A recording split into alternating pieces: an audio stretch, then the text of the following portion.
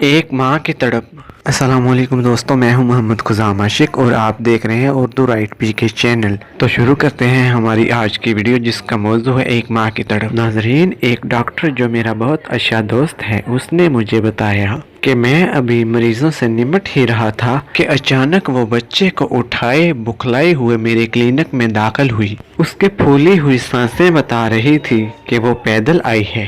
وہ ماں اپنے حلیے سے بھی بے نیاز لگ رہی تھی۔ بچے کو بیڈ پر لٹا کر تیزی سے میری طرف مڑی۔ اس کے کچھ کہنے سے پہلے میں جلدی سے اٹھا اور بچے کا معائنہ کرنے لگا۔ گلے میں انفیکشن کی وجہ سے اسے تیز بخار تھا جس کے سبب اس بچے پر غنودگی طاری تھی۔ میں نے مکمل چیک اپ کے بعد اسے ضروری میڈیسن دی اور انجیکشن شامل کر کے ڈرپ لگا دی۔ اس تمام وقت میں بچے کی ماں بے چینی سے بچے کے ارد گرد گھومتی رہی۔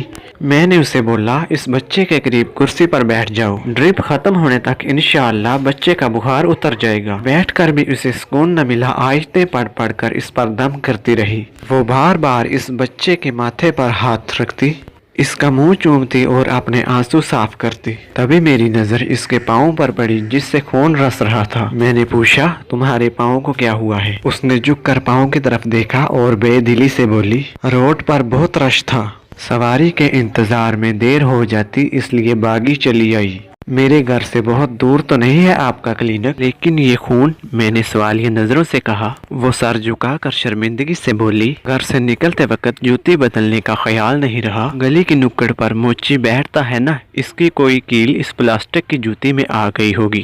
جب پاؤں اٹھا کر دیکھا تو واقعی ایک بڑی کیل جوتی کے آر پار ہو چکی تھی جس نے اس کے تلوے میں اچھا خاصا زخم کر دیا تھا۔ میں نے نرس کو پاؤں صاف کر کے پٹی کرنے کو کہا۔ جب بچے کی حالت سنبھلی تو سکون اس ماں کی روح میں سما گیا۔